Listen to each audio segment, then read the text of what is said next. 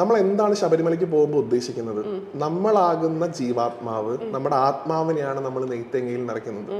നെയ്ത്തേങ്ങ എന്ന് പറയുന്നത് നമ്മുടെ ശരീരമാണ്. നമ്മൾ ഈ ശരീരം ഈ നെയ്ത്തേങ്ങയിൽ ആത്മാവിനെ എൻക്ലോസ് ചെയ്ത് ഭഗവാനെ കാണാൻ 18 പടികൾ, 18 തത്വങ്ങൾ കടന്നു പോവാണ്. ആ നെയ്ത്തേങ്ങയിലെ നെയ്യ് ആത്മാവിനെയാണ് ഭഗവാന് സമർപ്പിക്കുന്നത്.